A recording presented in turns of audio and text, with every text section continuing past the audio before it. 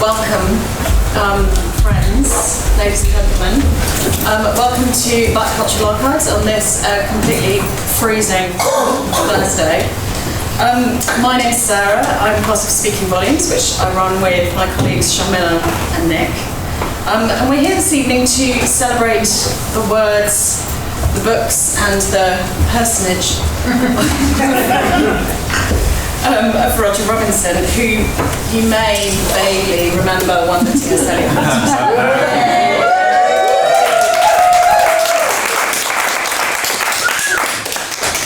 When we first spoke to Roger about doing this little event and filming it for posterity, I asked him what he wanted to call it. And he said, oh, maybe just like, an evening with Roger Robinson. And I'm afraid we had to veto it, because if you are around my age and you grew up in this country, that just gives you immediately an image of like an old white dude in a rocking chair with like a cardigan, and this is not what not that kind of cardigan. So instead Roger said, okay, let's call it an epic conversation. And who better to have the epic conversation with than Bernardine. Speaking Volumes has been lucky enough to work with both these guys to travel extensively all over the world, which sounds really nice. And there's been a lot of laughter, a lot of tears. A lot of tears, a lot of running through airports, and we've all bonded over the being bollocked by Shamila. Looking at our tour schedules, there's several of you in this room who experienced that. So we bonded through that, and we felt very privileged to have worked with both of you over the last few years. It's been a blast, thank you, and long may it continue. And just very quickly to say, we can raise a glass to Roger once again with a bit of food, a bit of wine afterwards in the cafe, post-conversation. Will you please welcome Roger Robinson and Bernardine?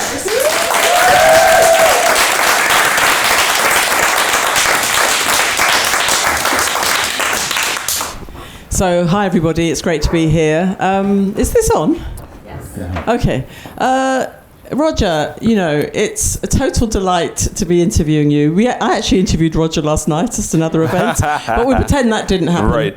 I met Roger in, I think, 1995. Yeah.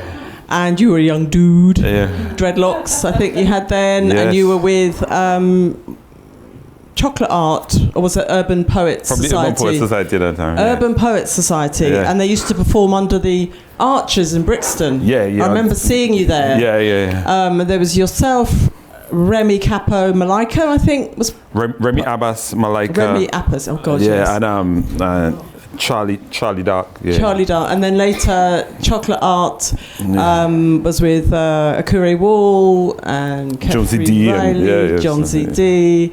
Anyway, so it's been really amazing to watch your progress over the last 25 years. Thank you. Culminating and winning this incredibly prestigious prize. Thank you. I so wanted you to win it. And when you did, I think like so many people, probably everybody here, we were so happy. Oh, thank you. Because it's just so well deserved, and you're just a great guy as well as a great poet. And you've produced such an amazing book with The Portable Paradise, which I've now read. Yes. I've now read it 3 times, and every time it doesn't fail to move me. Oh, I'm really hard. So, I don't really cry much when I read stuff, but there's something, the passion and the compassion that you bring to your work in this book is just incredible. But let's not forget that actually this is your 5th book. Yes. So I remember Adventures in 3D, which some of you might remember, which was your collection of short stories, and that was your first publication. Yeah. And I remember being very surprised, actually, because a lot of those stories are really wacky and surreal. Right. And that didn't really come out in the poetry that you were performing at the time, because you were for you considered yourself a performance poet initially, didn't you? I don't know, we don't necessarily need these categories anymore. But I remember you were a performance poet, and then you wrote this collection of short stories, and they were just so surreal and funny and great. And then the 3 poetry collections followed: Suckle, Suitcase, not in that order actually. It was Suitcase, Suckle, and then the Butterfly Hotel. And now this book, which I think, some of the themes in your earlier works are prevalent in A Portable Paradise. Yes, for sure. So you were looking at childhood, you were looking at family.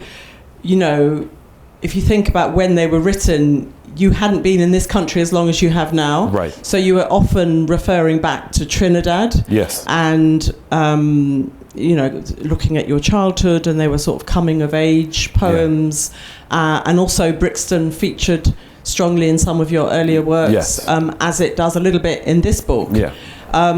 When we look at A Portable Paradise, however, there has been, I think, a big shift in the sense that we have...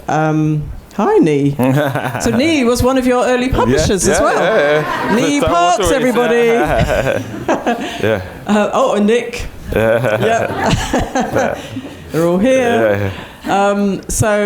You have obviously the Grenfell poems. Yes. And I think it's really difficult to write really good poems about Grenfell. Right. Because obviously it was very recent that it happened. Right. And, the scars are still really rough and raw. And there's also the question of how one writes about this experience in a way that is sort of acceptable. Right. I'm not talking about acceptable to the literary community. Yes. We're talking about acceptable to the people from the community where that happened and the people it happened to. But then you've also got some slavery poems, but you're always doing something interesting with your work. So, the slavery poems are really interesting. Right. And I think as, a Caribbean writer, you're from Trinidad, it's important that you touch on that. And I don't think you touch on it so much in your earlier work. No. But you do deal with it in this book. And, there's the poem about the French white women who were prisoners, and they were sent to the Caribbean, and they were forced to have sex with the slaves. Things like that you're adding to the narrative that we know about slavery, which is really interesting. And then you've got your Windrush poems, and of course the Windrush scandal, if you like poems. At least they're rooted in that. And then you have poems. Some poems are set in Brixton, and then you end the collection with your son's birth, with those absolutely classic, heartbreaking poems that, when you read them with such great emotion. And so the collection begins with the end of life, with these deeply moving, beautifully rendered Grenfell poems, and then you end with the beginning of life, with your son, who's now, I think, 5? He's 6 now. 6. Yeah. He's now 6. And then you take us on this journey through the collection. And the craft, we have to talk about craft as well. Right. I don't really write poems anymore, so can't really dissect your poems in terms of craft. Right. But I know that they're really tightly knitted together. Right. And I can see the progression that you've made, from your early work, your performance work, which didn't necessarily have the sort of semantic layers that the later work has, where it's just so deep and rich, and the craft just feels so seamless. There's a pitch perfect, I would say, with this collection. Thank you. You're welcome. So those are my sort of overall impressions of the book. So I thought maybe you could talk a little bit about the book and then read some of the poems. Okay. So I suppose my question is, how did you get to write this collection? What was the inspiration for it? Right. And what was the process? Okay.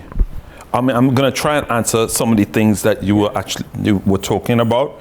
I think to some extent this book was an amalgamation of all the things I've learned from other books. In The Butterfly Hotel, I was trying to deal with folk and myth. In Suitcase, it was very much about narrative and story, and to some extent some politics. And so I think in this book, everything I'd learned from the other books kind of coalesced at a time and point. And I'd also said to myself, went 25 years without winning a major prize. And I kind of had this situation where I felt I am leaving nothing back on this book, emotionally or politically or sociologically. I'm going to be the fullness of me completely, regardless of what anybody thinks. So the irony is I won a prize with doing that, you know what I'm saying? So, and that was the thing I was least interested in. I was more interested in trying to create some type of empathy for things that I was seeing in England, and just letting people know, like, yo, this is happening. And I was deeply moved by a lot of stuff in the book. And my intention with the book is just like, I'd started writing it years ago, but as time went on in increments, it's just like, don't leave anything back. Don't think about what any section of the world would like, you know, and I definitely didn't leave anything back. And to be honest, it was kind of hard to write when you're not leaving anything back, you know. So even like poems about your son, what do you not want to say? I mean, so there's a poem called Prayer in there. I was like, I'm going to put it in because I don't care if anybody thinks it's about religion. You know, there's a poem about there's Windrush and Grenfell. I'm going to write what I feel about this and make it as crafted as I can without thinking about anybody else or anything. You know, selfishly, it's a book for me, you know. So it's interesting you should say that, though. So that would suggest that with your other books, you had voices in your head telling you that you should be writing in a particular way, or that you were thinking of particular people reading your work? I think to some extent, like within the editing of some of the other books, somebody would give me an issue and I'd be like, okay, let's go with that. Whereas with this book, like, there were times the editor was telling me to do something or to add in something. I was like, nah, that's not happening. What's happening is this, you know. And then so help me make this better as an editor. I have a vision for this, you know. So, and that created the thing. And it's really just because of confidence. It's not because editing was bad. One of the editors said, hey, it's absolutely excellent. But it's just my own confidence. And I got to the point where I was confident enough to say, okay, this is exactly what I'm going to do. You know. So. And so the sequence of the poems, Grenfell, Slavery, Windrush, and so forth, did that emerge? Was it written chronologically, or did you put it together? The book grew in increments, so there were certain sections that grew as I was writing. Political things was happening and kind of migrating into the idea of paradise. So when the increments came together, the actual sequence of poems was actually completely different. And then I had to tell the editor, like, nah, this is going to the back, that's going here, that's going... So Paradise was your sort of the theme that you were working Paradise was generally the theme. And why? Why was that? Well, generally, I'd been living in England more than I'd been living in Trinidad. And I didn't have the immigrant mindset of I'm going to be going home somewhere anymore. It had changed. I live in England. I was going to have a child. I'm married to a woman from England. And so I live in England. So thinking about having a child, maybe think about the gaze of England and where it's going to be, and what land is he going to grow up in. So it's very much written from my nearly, Trinidad raised black British gaze, So. And was there a struggle with that? No, I was good with deciding that you're going to stay here. You're going to be your home, and you're going to write from that position. I think I had realized that the books I wrote were very much in memory of Trinidad. So it's not a Trinidad now. And I can't tell you what a Trinidad now is like after so many years here, And when I go back to Trinidad, they'll be like, English boy. You know what I'm saying? I was like, I'm from Trinidad. You say, your shoes ain't from Trinidad. You know what I'm saying? It's just like, and you're walking too fast to be from Trinidad. You know what I'm saying? It's just like, because I'd be walking in Trinidad like it's cold, and I'm walking fast, and everybody taking a cool time. There's like, and Trinidad kind of language morphs every 6 months. So I'd come back with phrases like, yeah, one soldier. They're like, woo, I ain't heard that for about 20 something years, So, it's like the fit was beginning to be different, So, and to some extent, when I go home, they say, man, you sound really English now, even though to most people I sound Trinidadian, Yeah. And so, actually, shall we hear some poems? Shall we hear some poems? Sure. Yeah. Just read a poem? Yeah, or like there's Woke and Citizen 1. Okay, I'll read Citizen 1. 48, 45. You know the book like that? Yeah. I did my best. Yeah. I may be wrong though. No, I think you're right. Citizen 1. So this is, I was in festival in Yorkshire called the Ted Hughes Festival. And there was, in the Ted Hughes Festival, they were selling patties, like Jamaican patties. And I was like, whoa, Jamaican patties. So I started trying to buy patties for everyone and just give them out for free just to support. So I was like, wow, that's weird. I didn't expect to find that in Yorkshire. And then I went back to the hotel, and the hotel had like champagne on ice and stuff, like super fancy. And then I woke up the next day, and a friend and colleague called Zena Edwards, her mom had to prove that she was here, but she'd been here for 45 years or something like that, you know. And Zena grew up all her life here, you know, and Zena was really upset. And I put this call for poets to write stuff, you know, and so this is the poem I wrote because of it, which was part rant, part poem, and part history lesson. Citizen 1, for Zena Edwards and her mother.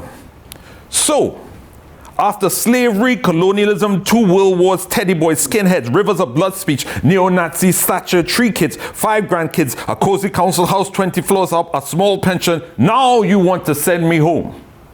Oh wow, even the sandwich van outside the station is selling jerk chicken sandwiches, yet you claim not to know how she got here. Oh wow, I can buy beef patties at a literary festival in Yorkshire. Truth is, you were always planning my departure. From the moment I walked down the gangplank freestyling, London is the place for me. I noticed you wasn't clapping. Or smiling. Can't help thinking that this has always been the plan. In the long game, we've drawn the short jab. We could hear it in the whispers. Even as we squared your bed sheets and delivered your blue veiny kids on the ward. As soon as the labors were done, we could hear it as we turned our backs. Darky. Sambo. You must think we're dumb. Are we dumb? From slave ships to world wars to the underground and the hospitals, it's always been about the labor, never about the living. Cheap muscles and blood to build you an empire. It has never been about our living, never about our tambourine church, our Christmas rum cake, the audio science of sound systems. Our relationship has never been more than strained. Every second street name is like a shout out to my captors. This one is going out to the Wilberforces who whipped a little less than the Beckfords. These are the streets we walk through. We need some black plaques on these buildings, goddammit. Here lived Florence Scarborough between 1960 and 2005, and boy, she took no shit. My grand said, let Enoch Powell come to Brixton, talking that river of blood shit to her face, and he be tasting a river of salty blood in his mouth. To this day, her grandchildren still bring rage to the page, so the unspoken question remains. What do we do with these darkies after we wrung them out? Aha! Warm up the plane, boys. We're sending back a cargo called Generations. What do you mean my dad can't return from his holiday? The burden of proof is on us? Again? Think legality and lineage. At the very least, get the grandkids into a jail or 2, or better yet, kill them. In the street, CCTV, on cell phones, it doesn't matter. It's fine, they think. These people are an easy target. They do not organize or centralize or come as one. They've got no major media outlets or effective representation in government. We can send them back for months without this thing ever breaking. I smell subterfuge and sleight of hand. These people keep meticulous records of everything, even their genocidal imperatives.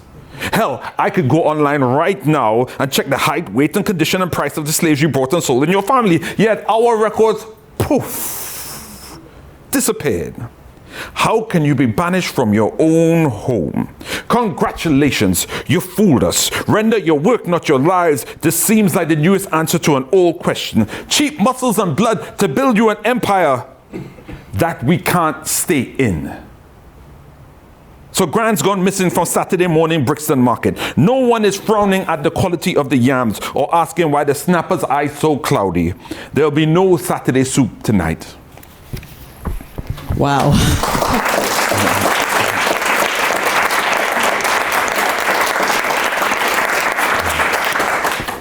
Thank you. Do you want to read Woke? Well, okay. So 24. You showed me up. I don't know what the pages are. Woke. This is one of the slavery poems that I wrote. Woke. I wake up in chains in the belly of a slave ship. The dip of the bow and the moan of the timber make me fall asleep. When I woke again, I was being whipped to get up. I passed out, and when I woke, I was on an auction block as men with ashy fingers checked my teeth. With a neck iron digging in my skin, I walked till I collapsed. When I woke, the neck iron had become a noose, which they pulled until I choked. I saw them looking at me, even little white kids pointing, and it all went black. I woke up being sprayed to the floor with police hoses and dogs snapping at my shins. As the dog sank its teeth in my calf, a police hit me with a baton until I passed out. I woke up on the 16th floor of a tower block, looking out the window with a clear view of a land that does not belong to me.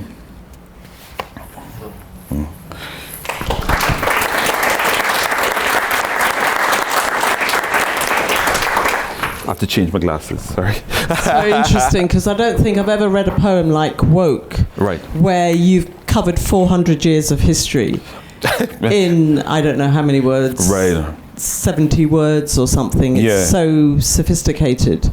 Thank you. That sort of journey that you take the reader on.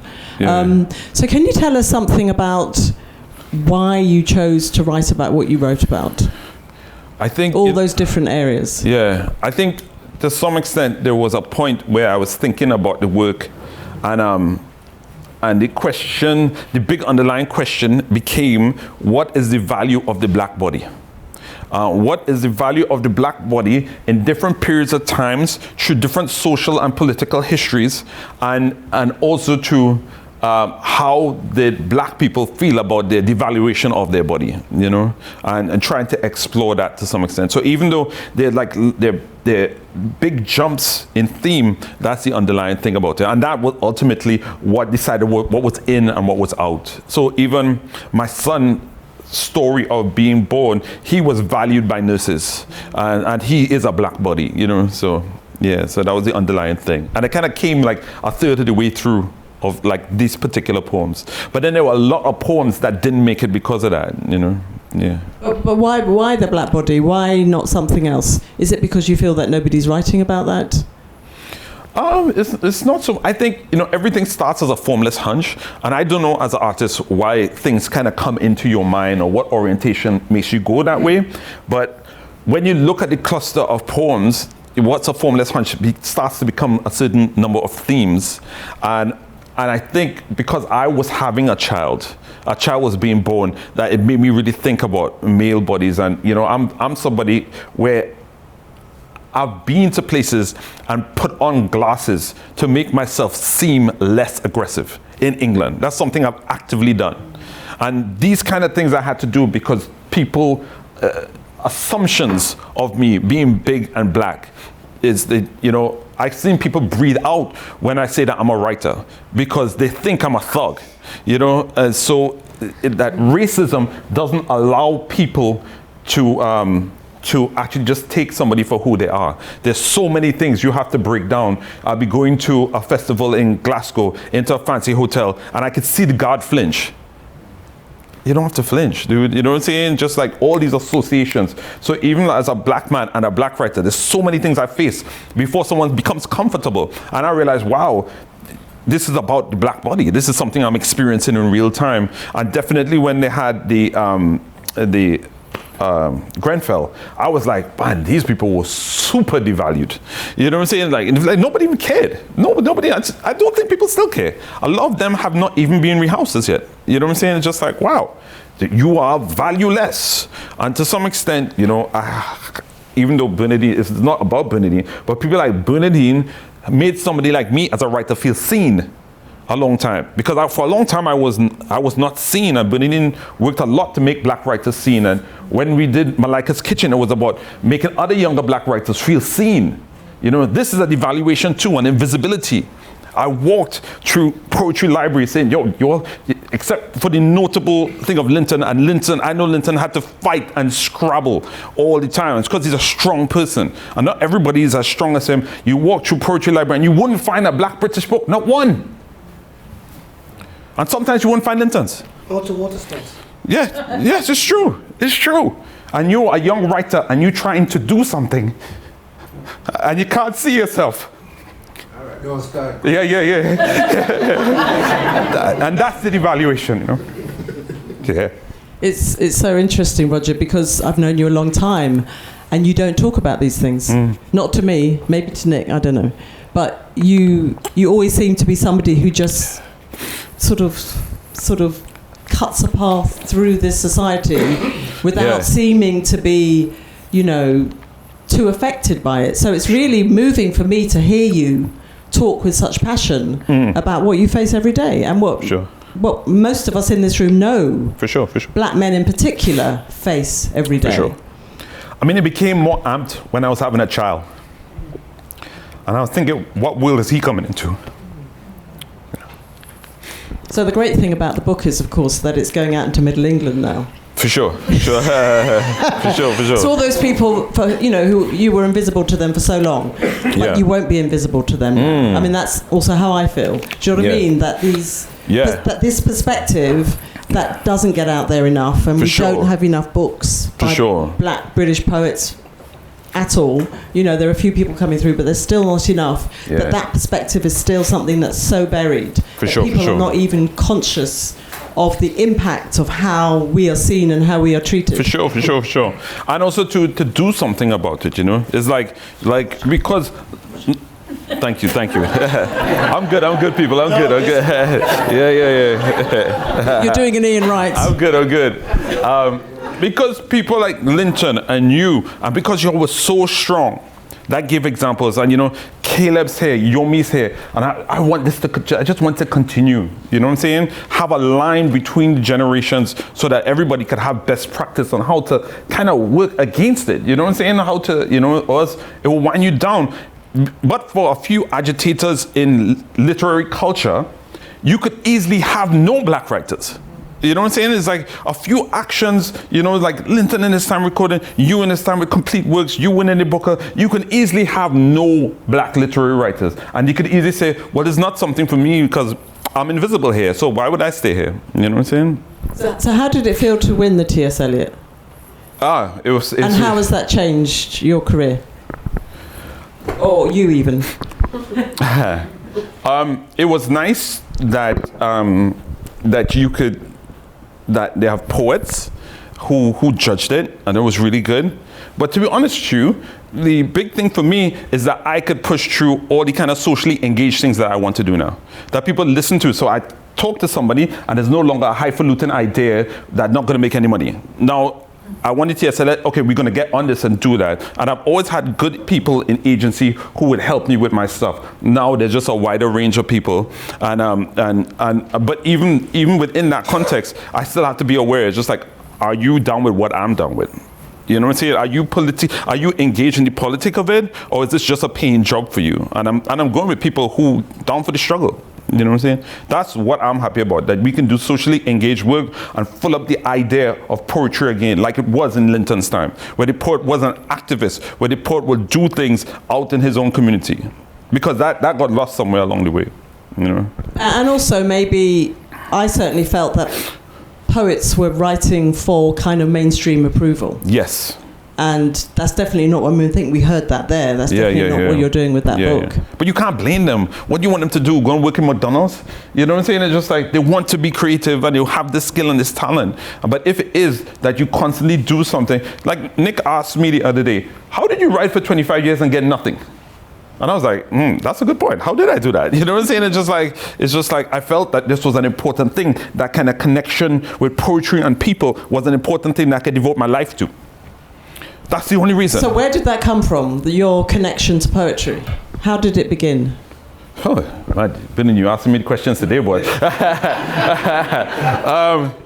My connection, okay, so going right back. I think my father wanted to be a writer and didn't have the confidence. So he would give me comics of James Joyce in comic, all the classics in comic version. So I think he had that kind of training where he wanted me to take up something. And when he ended his life, I don't want to overshare now, you know what I'm saying? But he didn't end his life. When he stopped his job, I went to his retirement after working 40 years for an oil company, and I said, congratulations, Dad. And he says, don't ever do what I just did. Don't do it. It's a mistake. This whole thing is a big mistake. you know. And I was like, I always had a sense he wanted to be a writer, you know, like just a full library of just stuff. And I was just, so I had that, you know, to some extent, my father was quite different in other ways emotionally, but that was one gift he did give me. And the other gift was that he was a hard worker, and he was a hard worker no matter what. He thought work itself was a good thing, you know. So to some extent, that has made me quite sturdy in what I'm doing. My mom is an incredible storyteller and somewhat of a preacher.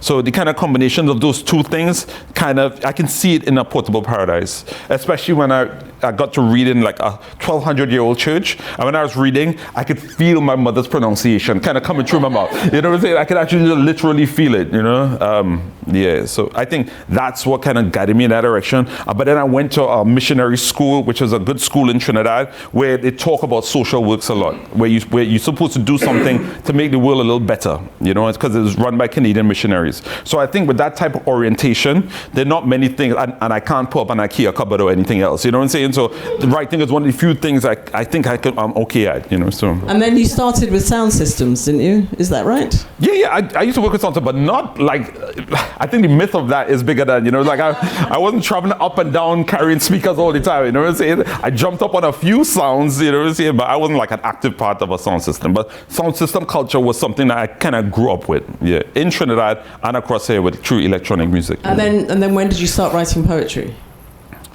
I mean, I always wrote. So I was a boy in school, like this is quite autobiographical, isn't it? I was a boy in school who wrote other people's speeches for elocution contests, you know what I'm saying? Because they couldn't do it. And I wanted our house team to win. So I write the speech and say it like you said it, you know? And I'd do like translations of plays and stuff in school. So I was the boy who did that, but I also played football. So I was kind of like on both sides. And when I came across here, I was interested in poetry, but not seriously. And then I went out with a young lady who wanted to be a serious poet. She was deadly serious poet. She was studying English literature and stuff. And she took me to some open mics and stuff.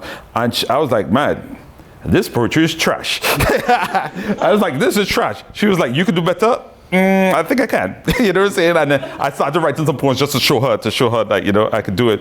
And then things just took off from there. Yeah. It's just like, isn't that like nearly writing as vengeance just to prove to other people, you know what I'm saying? But I was always interested in writing, but never seriously. It's just like, so it became a thing after that. And so what did and does poetry give you that you don't get anywhere else in your life? I could tell you what poetry does for me. If I'm not writing, I feel a kind of weird toxicity in my body, like there's something just not quite right. It helps me to be able to empathize. I've been married for a long time. Trust me, if I wasn't writing poetry, I would not be listening to I would not have that. I would not have that empathy. Just to take time and listen to see how it feels to somebody else. So literature plays a very important part in my kind of spiritual and kind of philosophical development, you know, in terms of, you know, you see me bopping around and say, oh, I didn't know things affected you like that. But it's because literature helps me with it. You know, you start reading about things, of people who've been through this before and how they dealt with it. And you're like, oh, okay, I get it. You know, you read about Harlem Renaissance where everybody left America and just went to France. You know, it's like, yo, this is a constantly recurring thing. It happens, you know what I'm saying? So poetry plays that part in my own kind of development. You know? Okay, and just to respond to that, yeah. Which are the poets that you have learnt the most from?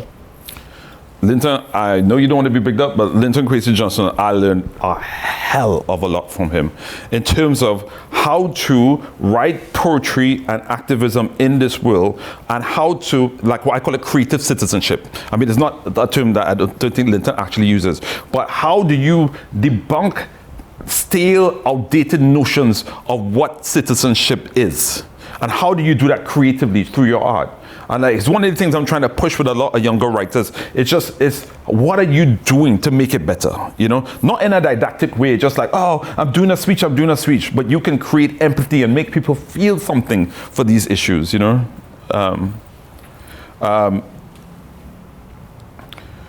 There's so many writers, you know what I'm saying? It's like you know, it's like Kwame Dawes, like Pascal Petit, you know, it's just like, all these writers are they just bring certain things to me and make me understand how to write and what to write and what's important with writing. You know. Yeah. Do you want to read a couple of more poems? Sure. Or just read anything? Okay. Okay, cool. Page 14.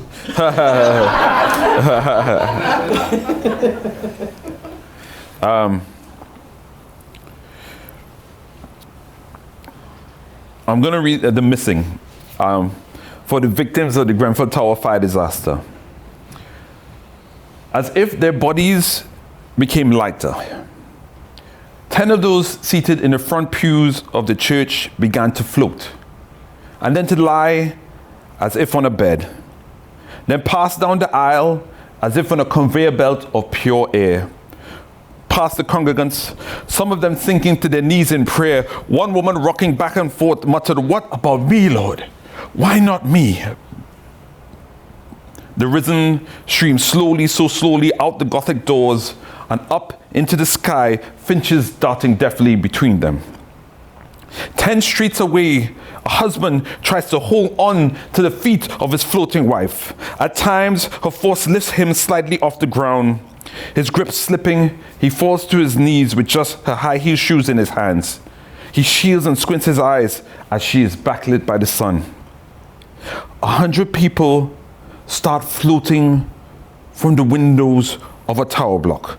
From far enough away, there could be black smoke from spreading flames, a father with his child on top of his shoulders, men in sand-colored galabeers, a woman with an Elvis quiff and vintage glasses, a deep indigo hijab flapping in the wind, an artist in a waxcloth head wrap, all airborne in this pageantry of faith. Amongst the cirrus cloud floating like hair, they began to look like a separate city, like human lantern wishes. They are now the city of the missing, and we now are the city of the stayed. Thanks.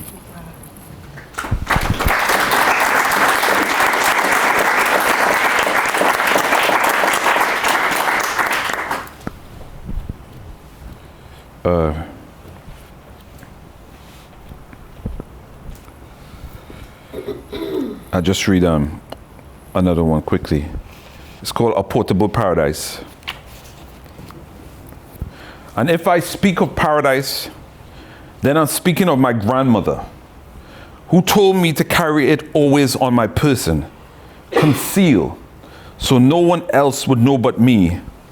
That way they can't steal it, she'd say. And if life puts you under pressure, trace its ridges in your pocket, smell its piney scent on your handkerchief, hum its anthem under your breath. And if your stresses are sustained and daily, get yourself to an empty room, be it hotel, hostel, or hovel. Find a lamp and empty your paradise onto a desk. Your white sands, green hills, and fresh fish. Shine the lamp on it like the fresh hope of morning and keep staring at it till you sleep.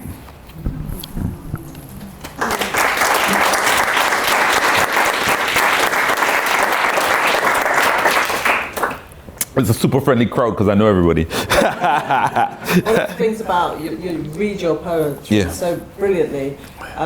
Each time you read it, it feels like you're reconnecting to the emotion. Right. When you wrote it. Yeah, for sure. Isn't it? Yeah, most definitely. Yeah. Like I could actually remember, what the conversation was about. I can remember what the conversation was about with my grandmom, And it's that kind of subtle thing about, living in this country. Just don't let things get you down. Whatever if it's your plan, you have to keep on rolling with it, because my grandmother came up here and she had 13 children, and she brought all 13 children up here by sewing, by learning to sew, and each one she'd bring up would learn a trade. So one went to secretarial school, the other one was a nurse, and then they all combined their money to bring each one up until all 13 of them were up here. Yeah. When did she come here? Gosh, that's a hard question.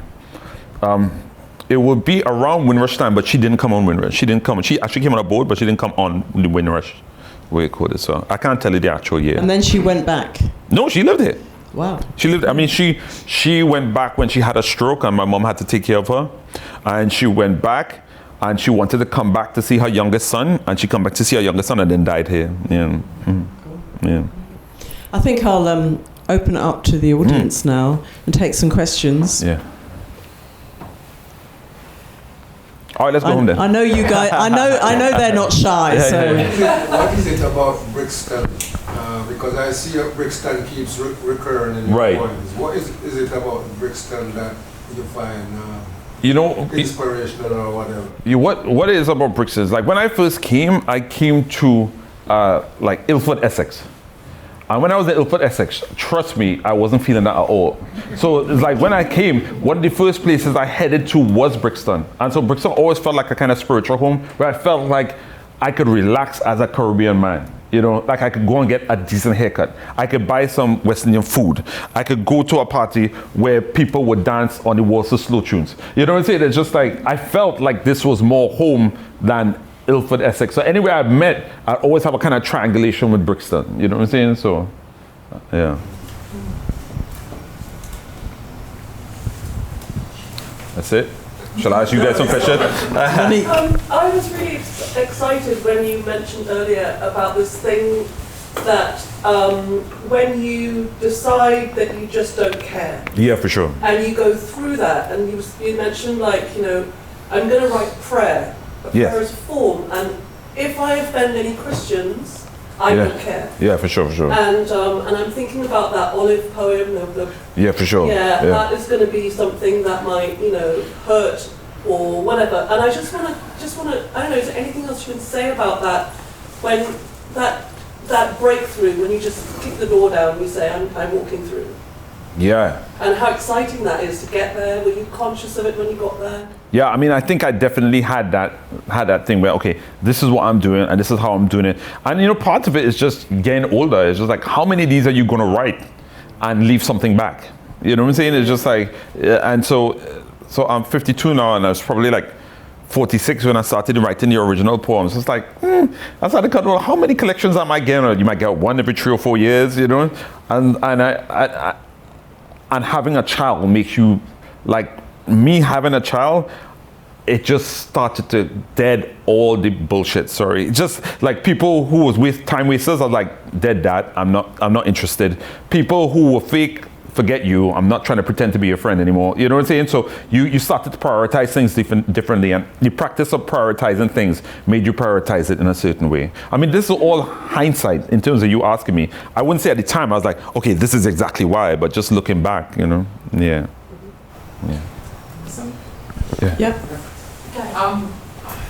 So I want to say, you said it's generational, because we've been doing some work with Derek Caruso, on the back of the anthologies on Black men who play in space. I'm really struck by what you said about how literature connects you with empathy. Yes. And amplifies empathy. Yeah. I think when you think about the discussion and debate about how literature seems to be sort of disconnected from black men, that there's no connection between black men and literature. Yes, for sure. And that whole process that Derek's going through with his brother, getting him to read a book, pays him to read a book, and he's reading Tolstoy and everything else. So there's a whole thing going on. And I just think you saying that feels so powerful, and that feels like there's something at this moment in time where we're connecting the interior life with the exterior life, we're externalizing what we're feeling more, and hearing black men in public spaces sharing the importance of literature. I mean, what would you want to say to like the up and coming black writers who it's almost like a coming out process to declare a love of literature, that there is an emotional relationship with it. For sure. It's a creative process for you as a black person. Yeah, for sure. Yeah. Well, one of the things I didn't fear with the book is the idea of trying to practice frailty and vulnerability. Because I think it's actually healthy for someone to see someone like me practicing vulnerability, and that practice is an important thing that as a man, I have been consistently taught not to do that. You know what I'm saying? It's like consistently taught, don't do that, because that means your weakness and you're going to be exploited. But I understand why I was told not to do it, because it's hard enough as it is, But it's a time when you could do that, you know what I'm saying? So, and I thought it was important, especially with the poems about my son. That was extreme vulnerability on my part, in terms of putting that inside of there. And I think it's important. That's an important practice, along with, getting people to practice empathy. Mm-hmm. Jill? Yeah, you might have covered it a little bit, but Bernardine started off by saying that she met you in 1995. Yeah. So what would today's Roger like to say to that Roger? Ooh, you started to set me off. You know what? I never thought I was enough. I was never enough. I always thought I had to over-deliver, you know, and people in England and like people who come in the Caribbean and my grandmother and everything like that, they were never enough. No matter what they delivered, you always had to be 3-4 times better than everybody else. You have to deliver more than everyone else. I would have said, you know, you're enough, man. It's all good. You don't have to do everything. You don't have to satisfy everybody. You know, you could just be you. It's enough. You know, yeah, that's it, really. Yeah. I mean, obviously I've read your work over years. Yeah, for sure. For me, what I see here is appealing back. Actually, it's interesting you say that. Right. Fair enough. Yeah. Of the layers that were there. So you will remember, I mean, when we're for sure talking about work, I asked you what you want to say, what you want to say. Yeah. I feel like you had slightly more pyrotechnics. Yeah, for sure. Work. But actually, when you talk about it, you're talking about the value of the black male body. But actually, in all your work, I see you put a spotlight on the value of the black experience. Yes, already. for sure. So there's this distillation that's happening in this work. You know, I think about misuse of magic. I think about the sound systems that you write about. Yeah. The suitcase. Yes. The poem suitcase. Yes. I look at that and I look at Portable Paradise. Yeah. In essence, they're very similar. Yeah, it's all there. Paradise is just a bit more vulnerable. Yeah. So it's really interesting you talk about vulnerability. Yeah. And I think that's the value of growth, fatherhood, all of those things. Of course. And it's really interesting. So I really wonder about, are you thinking of a next collection? How much more of the vulnerable Roger are we going to see? I mean, thanks to that. That's cool. I think, yeah. No. I just want to make a point. There's vulnerability, but I also found new ways, craft-wise, to transfer that vulnerability out there. So looking at craft, because that's the art. You could take the vulnerability, emotion and stuff, but you have to put it through craft, or it's just like, you know what I'm saying? And so I found new ways for people to see things that seem familiar. So like even with the missing. You know, I was reading that Auden poem, Stop All the Clocks. I was like, wow, he's had such an internal structure, and it's an elegy, and it's going from, you know, like from the dog with the bone to up to the stars, and then the elevation of it. I was like, oh, I could use this in my elegy. You know what I'm saying? It's like, so I worked hard to try and find the craft in it so that I could use the vulnerability in an interesting way. And so that I could be perceived as art and not just like, yeah, this guy just tells us everything, you know? Yeah.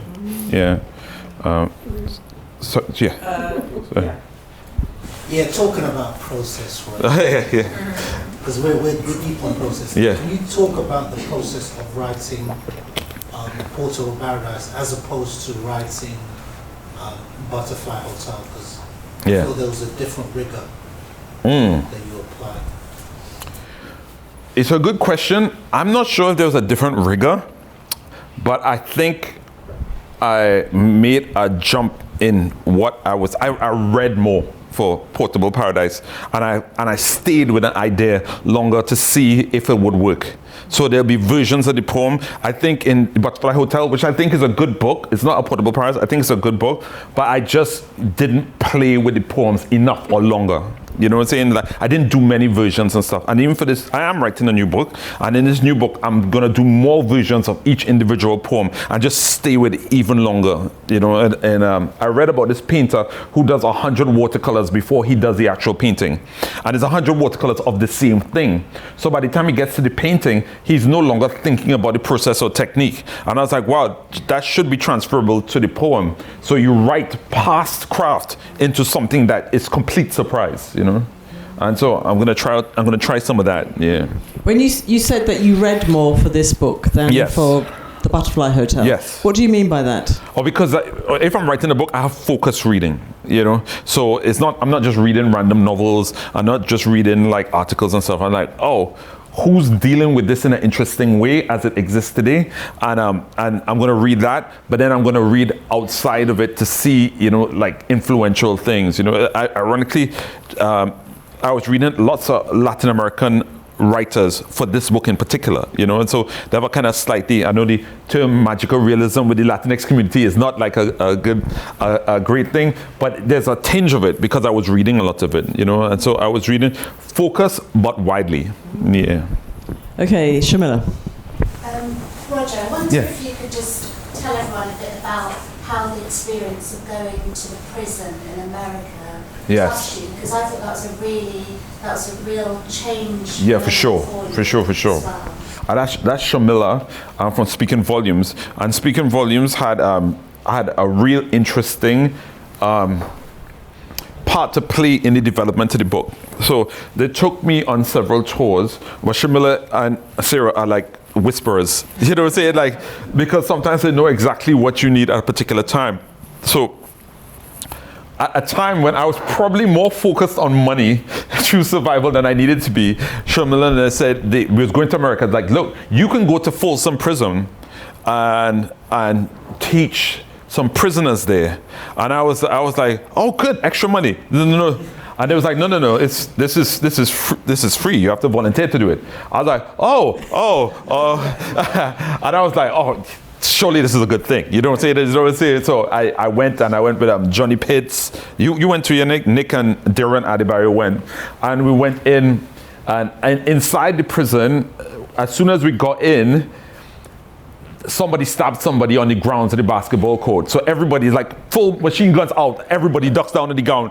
They say, everybody down. So I start going on the ground. I said, no, not you. I was like, no, you can start. You know what I'm saying? And so I went into the class. The guy says, I just want you to know, some of these people used to be in the Aryan Brotherhood and they may have killed black people.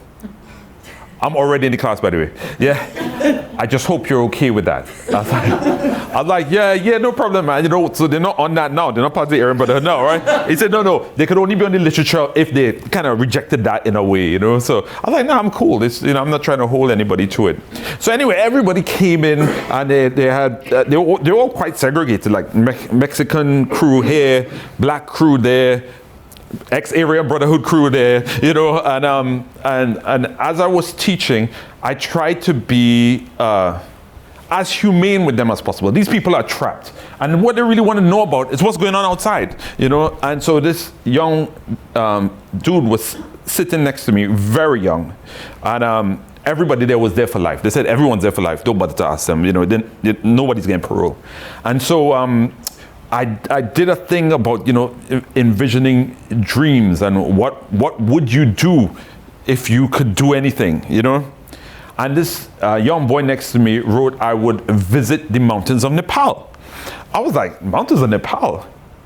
Where? Like, he had all kind of like tattoos on. I was like, where you from? He said, I'm Nepalese Indian. You know, I was like, wow. But he's hanging with the Mexicans because he looks close enough to them. And then, you know, I talked to them and we all had a good time. And I said, look, they said, would you come back if you're ever in America? I was like, of course I'll come back. But when I left, I realized 70 years could pass and they will still be there. I could go back 70 years later and they'll still be there. And this boy who's 18 years, probably about 18 if that, it's probably trial as an adult, has no room for change, for growth. God knows I mean, I never killed anybody, but when I was 18, I did stupid stuff that could have landed me in a lot of trouble. But I'm not that person now. So when you have someone there for life, they don't have any chance for growth, you know? And I found that really sad. I found that's sad, and for someone so young, it's like he has no chance of parole, and he's always going to be there. You know what I'm saying? So I played around a lot with gangster tropes and stuff, and I was like, you know what, I can't do that, you know. And then, you know, not that I hate rap music, because I love a particularly ignorant brand of rap music, you know what I'm saying? But I was always seeing after that, like, okay, this is the pretense. The reality is somebody's in jail for life, you know. So and that became less palatable to me, you know, because yeah. Yomi? Rog. Yes. So last month you read, and on stage you cried. Yes. I say this via joy. By the way, I'm crying all the time at the moment. I don't know what's going on. Like crazy. I was talking with Linton. Linton was like, don't cry. You know what I'm saying? Like, and I'm just touching on this via joy, via need in terms of vulnerability, and I suppose to witness that and to see you occupy a space, hold the space, process through the poem, and then cry, get yourself back together and go for it. I haven't seen that before. Right. And to touch on Joy's point in terms of like a black man to be doing that on stage, for sure, so vulnerable. You know, Natalie's there, she'll tease me all the time about crying for the most part. Yeah. But to also witness that in you as like, you know, an elder statesman, it just touched me very much. Oh, and man. I did not have to even talk to you about that. For sure. But it's just done so much in the sense of just being comfortable with oneself in terms of their own truth and what they're writing, what they're doing, and undoing. I think it's the unlearning in regards to emotions and holding stuff in. So it's just generally just that. I don't know if you have any thoughts in regards to that, basically. Okay. I don't necessarily want to cry. You know what I'm saying? Like, I'm not trying to cry, you know what I'm saying? But, you know, so sometimes it's just I tell you what happens. Sometimes when you write a poem, sometimes I'll be on stage and it means more things than I think it does. And oftentimes when I cry, I was like, oh, this is happening here too. You know what I'm saying? So it's never one thing. And I think I'm glad about that. That's a good thing, that I could connect with a poem and in a certain way, just like, oh, this is this, you know, and to some extent, believe it or not, I'm stronger. Not that the crying is making me stronger, but I'm shedding things, and I'm constantly shedding things. You know what I'm saying? But I'm doing it in public, and I'm okay with that. You know what I'm saying? It's like there was a time when I wasn't okay with that. There was a time my friend Suzanne is here, and she could tell something crazy might be happening, and she would say, "Yeah, Roger, how do you feel about that?" I'm good. Hey, nothing wrong with me. I'm straight up. You know what I'm saying? But I get to realize that, you know, that's probably not the healthiest way to deal with things, to just shrug things off, you know. And so, yeah. And Derek Walcott cries too, so I'm all good. Yeah. Derek Walcott was crying left, right, and center as he was getting older. You know what I'm saying? Like, yeah. Suzanne. So that kind of just prompted a question. I should never said that. Probably not. Around this idea of the vulnerability in the book. Yes. Is it a chicken and egg though? Was there something that you were already processing that gave you that vulnerability? Is that what gave you the strength to kind of get those poems out? Because I've seen poets, I've worked with poets where they look at a topic and they literally go, man, turn around. Yeah, I'm turning around and coming the other way. And what advice would you give to people? Because you don't know what you don't know about yourself. Sure. So how did you do that uncovering, and in such a public way through? Well, I would say to some extent it's about poetry process, you know, and really kind of sitting with the work and kind of going through it. But I would say majorly it's like having a son. You better get your act together, because it will test you. It will test everything about you, and it will make you start to. You don't want to pass on. I'm not preaching to anybody, so I'm not advising anybody. Just for me, you don't want to pass on all the mistakes that your father passed on to you. My father was a trip. You know what I'm saying? My father would say things like, when you go to England, I'm 18 years old by the way. When you go to England, find a white woman and make her take care of you. And you're like, even at 18, you're like, what are you talking about? You know what I'm saying? It's like, what are you talking about? And then you realize that these things, even when you were young, you are unlearning bizarre things that your father passed on to you. And when you have a son, all these things come up. And you're like, I'm sure I'll pass on some similarly bizarre thing, but I'm not trying to pass on the things that were wrong that my father passed on to me. And in some ways, he passed on good things like working hard. You know what I'm saying? He's a provider. You know what I'm saying? But what he didn't pass on is like my father couldn't even I've tried to hug my father now, he's like this. I was like, dude, just relax, man. You know what I'm saying? I'm just trying to connect with you here. And it's all right. So my son is not going to have that. And I hope he doesn't have that, you know. And his father passed it on to him, you know. So, and there's a point where you have to say like, It has to stop here. You know what I'm saying? So that was part of it. What I'm trying to stop. You know what I'm saying? So. Well, now you all know every single thing about me. Every single little thing about me. You know what I'm saying? No more questions?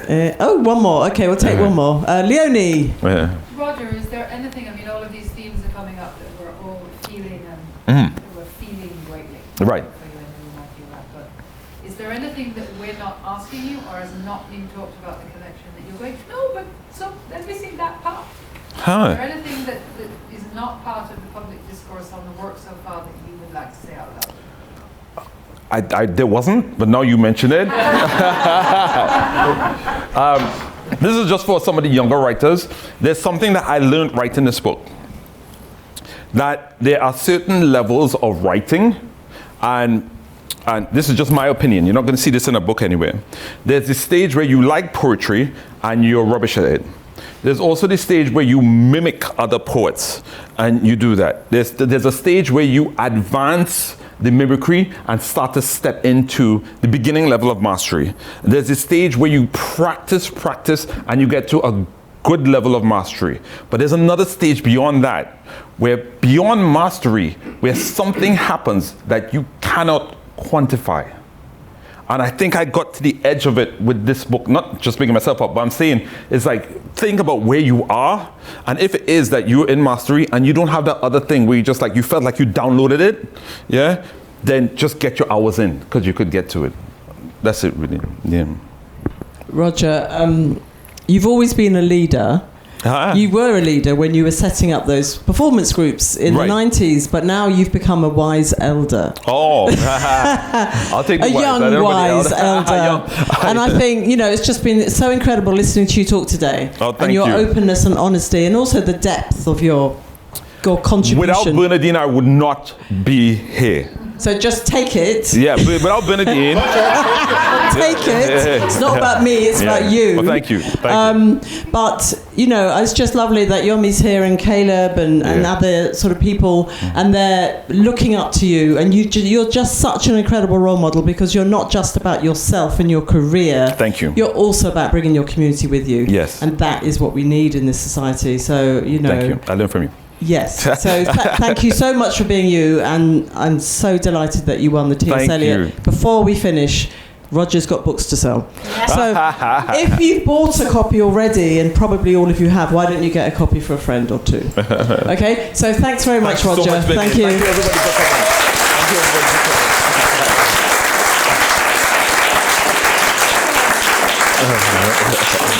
Thank you. Oh, thank you. Oh, thank